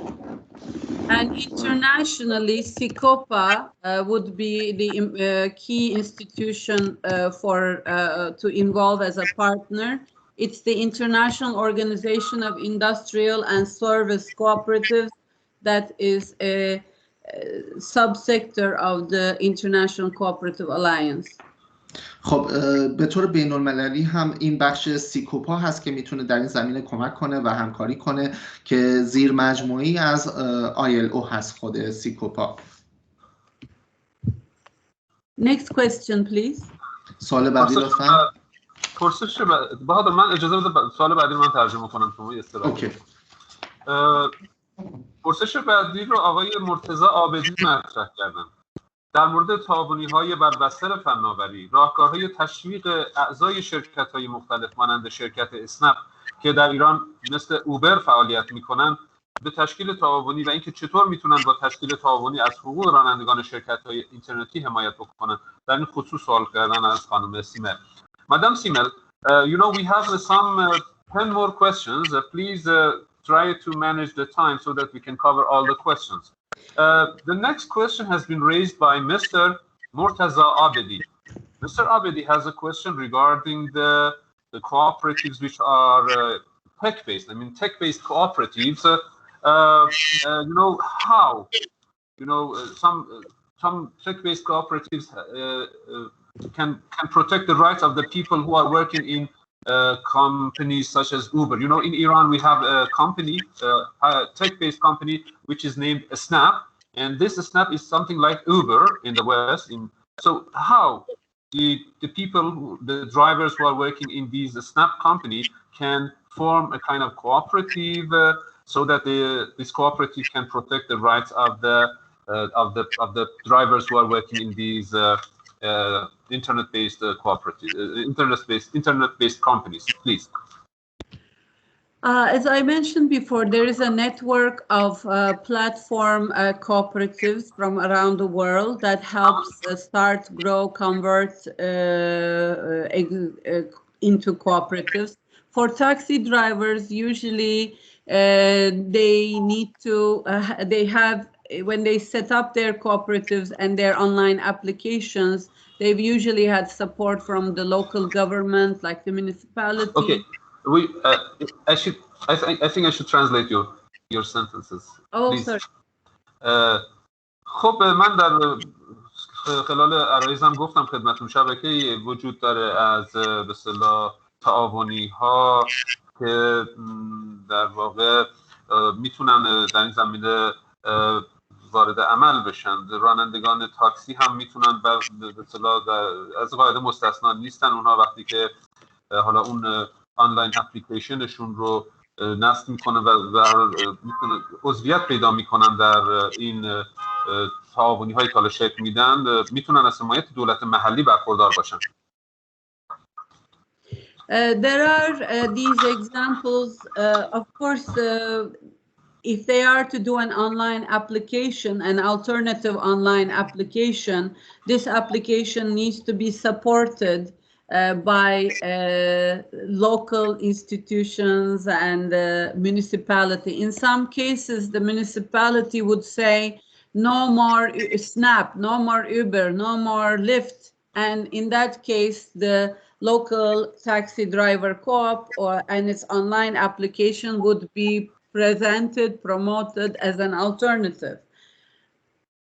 But of course, if those co-ops don't already exist, the taxi drivers don't have already a co-op, then they need to be alerted to the cooperative model. They need to be exposed to how such taxi cooperatives have been established elsewhere.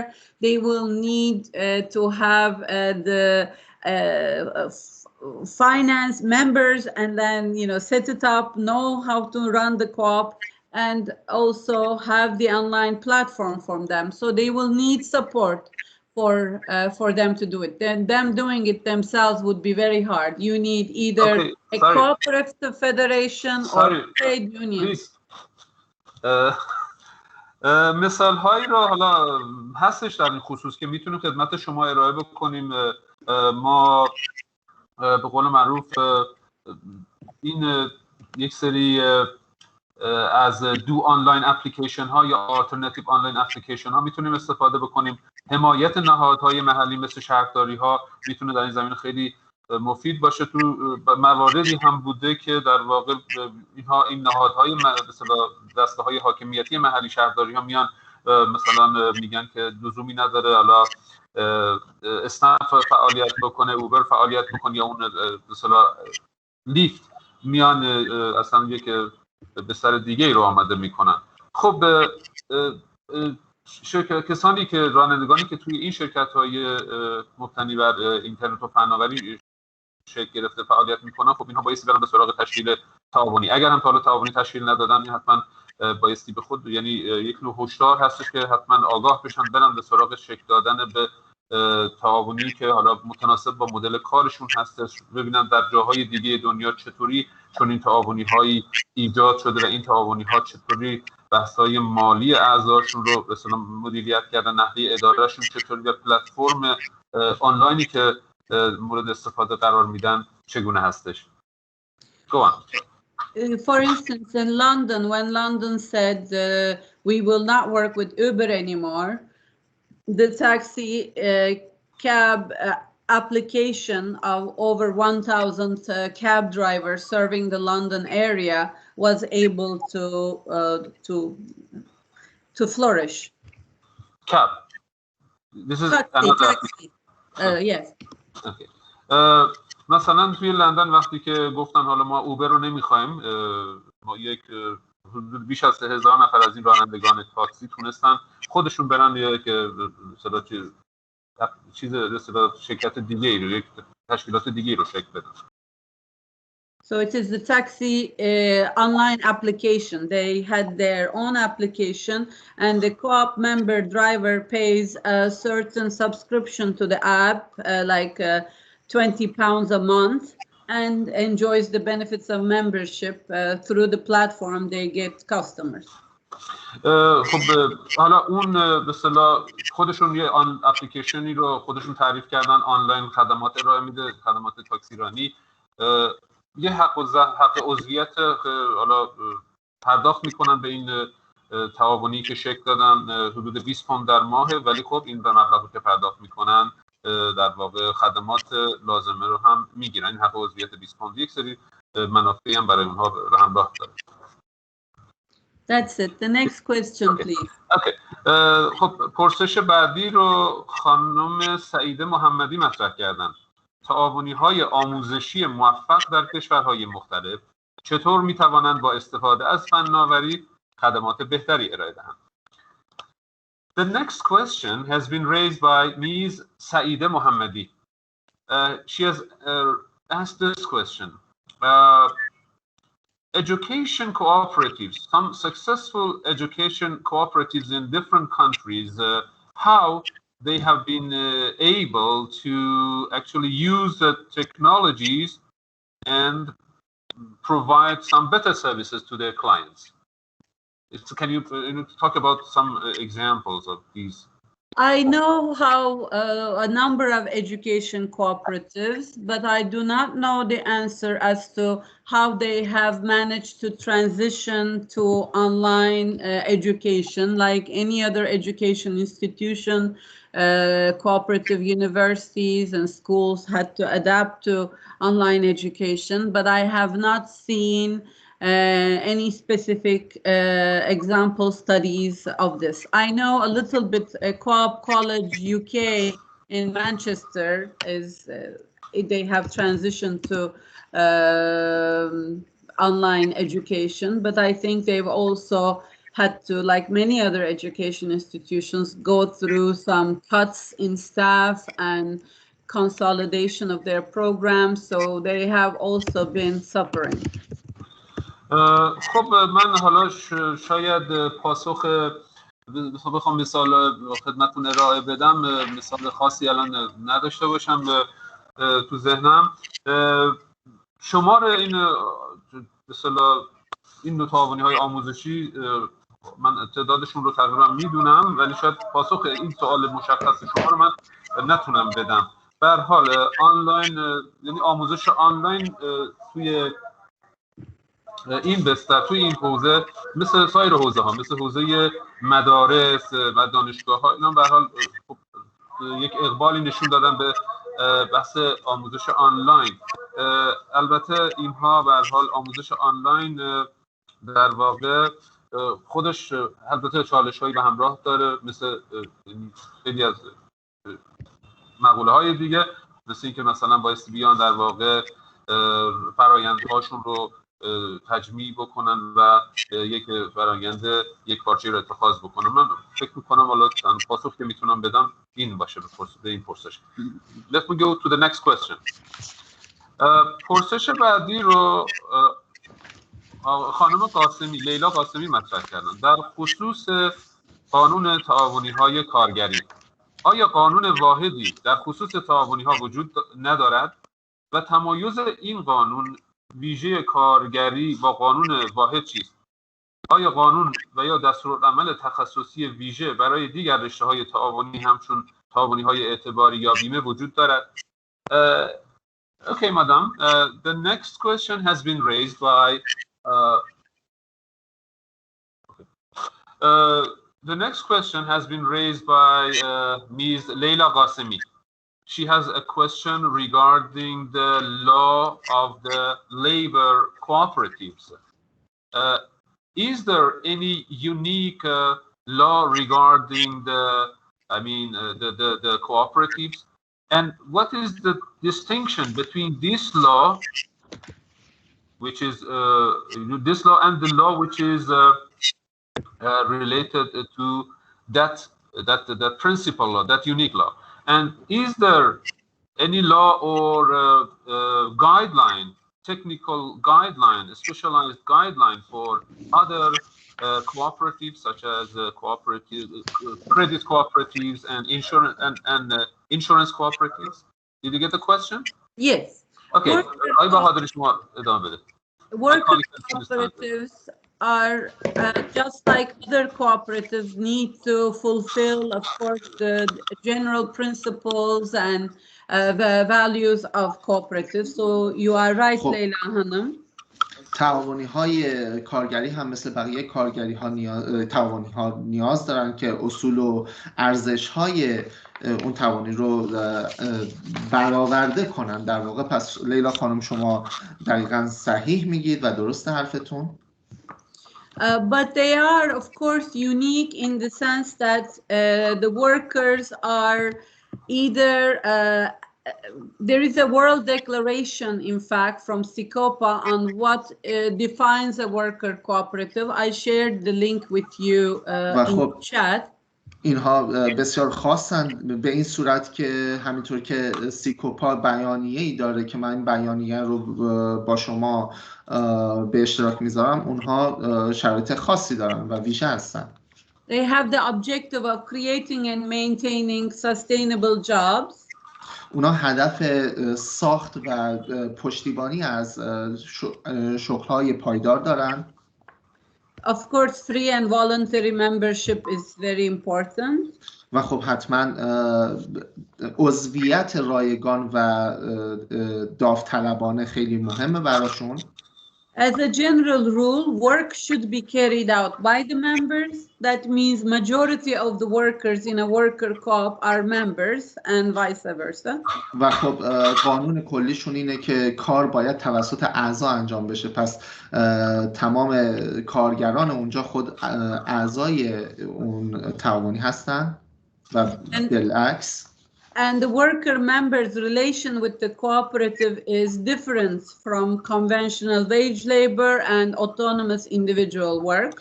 و خب رابطه این کارگرانی که عضو هستن با اون تعاونی با رابطه سنتی کارگر و سازمان متفاوته و دستمزدشون هم متفاوته، به اون صورت سنتی نیست. And they should at least have half of their members as worker owners. و خب اونا حداقل باید نیمی از کارگرانشون رو به عنوان کارگر صاحبان، یعنی از کارگرانی که عضو اون تعاونی هستن داشته باشن. So you do need to recognize, have government recognize the specific legal nature of this type of cooperative. پس شما نیاز دارید که دولتتون این طبیعت قانونی این نوع تعاونی ها رو در نظر بگیره و به رسمیت بشناسه. And they need to recognize cooperative worker ownership as a distinct form from wage-based labor or self-employment or independent work. و خب باید این نوع تعاونی ها رو جدا کنن از قسمت سنتی که کار به ازای حقوق هست یا شرکت های خصوصی و خود اشتغالی و غیره، و باید این رو به رسمیت بشناسن. And I would suggest maybe you want to translate this declaration on worker cooperatives to get more detailed guidelines. و خب من پیشنهاد میدم که شما این بیانیه رو ممکنه بخواید که ترجمه کنید تا جزئیات بیشتری رو در مورد این تعاونی های کارگری تا بدونید، تا بتونید جزئیات بیشتری رو به دست بیارید. Okay. Next, Shall I please. go to the next question? Yes. پرسش بعدی رو خانم سعیده محمدی مطرح کردن، در مورد تعاونی های زنان هستش. اکثر تعاونی های موفق بانوان در چه زمینه هایی فعالیت دارند و نحوه فعالیتشان به چه گونه است؟ The next question has been raised by Ms. Saida Mohammadi. She asked a question about the successful women cooperatives. She asked actually, the majority of the successful women cooperatives have been active in which fields, in which areas, and how has been the way, the methodology or the way that they have been active, how they have been active, the methodology, their approach. Would you please elaborate on this? There's a lot of failed women cooperatives. و خب تعاونی های شکست خورده زیادی از در مورد تعاونی های زنان وجود داره. So we need to learn as much from why they didn't work. و خب ما نیاز داریم که بدونیم و یاد بگیریم که چرا اونا جواب ندادن و موفق نشدن. As much as looking at successful women-led cooperatives and why they worked. همانقدر که ما نیاز داریم به تعاونی های موفق نگاه کنیم و بدونیم که چرا اونها دارن با موفقیت کارشون رو ادامه میدن. As I mentioned earlier, when external organizations or individuals are pushing these cooperatives, همونطور که قبلا ذکر کردم، وقتی که ما سازمان‌های بیرونی، سازمان‌های خارجی این تعاونی‌ها رو فشار میدن و بهشون فشار اعمال میکنن، without a strong ownership, understanding and knowledge on how to run and manage these cooperatives, بدون داشتن مالکیت قوی و دانش و در واقع دانش اداره اینکه چگونه این تعاونی ها را اداره کنیم. And it's very important that these cooperatives are developing services and goods, products that have demand in the market. و خب لازمه که بدونیم که این تعاونی ها باید در زمینه خدمات و محصولاتی باشن که نیازی از اونها در بازار وجود داره. And their market integration needs to have a good plan, a marketing strategy and plan. و خب پیوستگی بازارشون لازمه که یک راهبرد خوبی برای بازاریابی داشته باشه و یه پلن بازاریابی داشته باشه. Oftentimes they're crowding the market with the same type of products and services and competing each other out. اکثر اوقات اینها بازار رو با محصولات مشابه اشغال میکنن و با هم سر محصولات مشابه رقابت میکنن. So identifying some unique product or unique service that has a demand is a critical starting point. خب این تشخیص یک محصول یا خدمات خاص که تقاضایی داره در یک نقطه شروع مشخصی خیلی مهمه. For instance, in Morocco, it was argan oil, which was produced by women from these wild bushes that are the argan trees. خب مثلا در مراکش روغن آرگون بود که توسط زنان در بوته‌زارهای آرگون در مراکش این روغن تولید میشد. Initially, the intermediaries, the traders, were coming and picking them up from individual women households and paying very little money for this argan oil and selling it very expensive to cosmetic industry and food industry and other. در ابتدا اشخاص مشخص، شرکت‌های مشخص این زنان رو از خونه‌های خودشون می‌کشیدن بیرون و به عنوان کارگر ازشون استفاده می‌کردن تا این روغن رو تولید کنن و به هزینه خیلی کمی، به حقوق خیلی کمی به اونها میدادن و در عوض این روغن رو با قیمت‌های گزافی به صنایع آرایشی بهداشتی و صنایع غذایی می‌فروختن. The women had very good skills in producing quality argan oil, but they didn't have the skills to negotiate for better prices individually. این زنان مهارت لازم رو برای تولید روغن آرگون با کیفیت داشتن، اما مهارت لازم رو برای مذاکره، برای دستیابی به درآمد بهتر یا گرفتن قیمت بهتری بابت روغن‌های تولیدیشون نداشتن. So the establishment of the cooperative was critical for them to be able to sell together and be able to negotiate better prices at directly sometimes with the market or jumping that one immediate intermediary level. خب تأسیس این تعاونی ها برای اونها حیاتی بود که بتونن قیمت ها رو راجبش مذاکره کنن و قیمت های بهتری بگیرن و گاهن مستقیما با بازار هدفشون در تماس باشن یا حتی یکی از این واسطه ها رو حذف کنن. It started with few women, like 50 women, but now there's cooperatives of more than 3,000 women members selling with better prices. خب این تعاونی با 50 عضو آغاز به کار کرد و الان رسیده به حدود 3000 عضو که زنان دارن روغن آرگون تولید میکنن و تلاش میکنن تا با قیمت بهتری این محصولشون رو به فروش برسونن. But this was not enough. They were making better, maybe 2-3 times better, but it was still selling the raw argan oil. So they had to also add some value to the product by establishing basic manufacturing infrastructure. So they could make soap, so they could package the oils in different forms or different qualities. خب این اما همین هم کافی نبود، چون که اونا داشتن روغن رو به صورت خام میفروختن و هزینه زیادی نمیتونستن اینجوری بگیرن. پس نیاز بود که اونها یاد بگیرن یه ساختار، زیر ساختای جدید رو ایجاد بکنن و تأسیس کنن تا بتونن مثلا این روغن رو تبدیلش کنن به صابون یا در بسته‌بندی های متفاوتی اینا عرضه کنن. The separation between the support, yes, you need the support institutions for the financing, for the training, for transfer of knowledge and management, but the owner, the goal has to be for them to become in 3 to 5 years time independent on their own and not always depending on this external support institution, government or Coop Federation or other.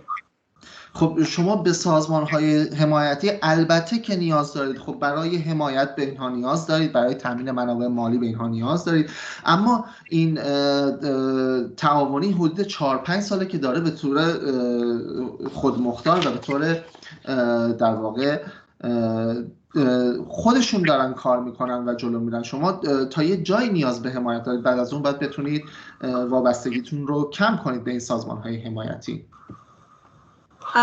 I will stop here. I'm sharing with you a movie about women argan oil cooperatives from Morocco.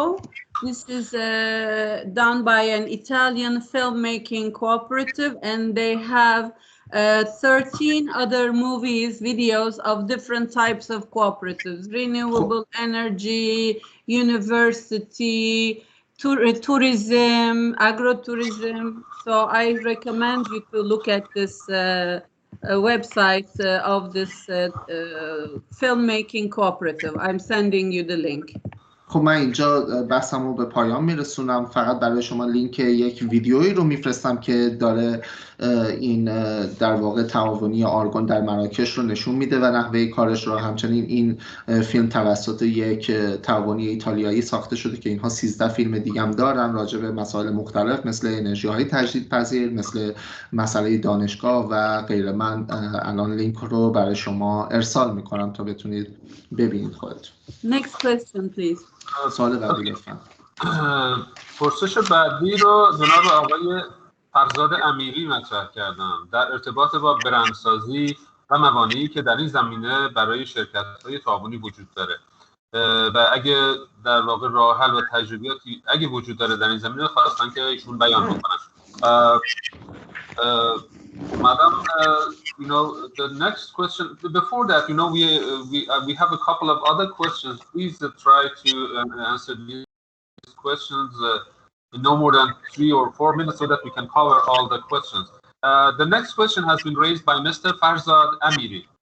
This gentleman has a question about branding and the obstacles which exist in this regard for the cooperative companies. And he has asked you if there is any solution or if there is any experience in this regard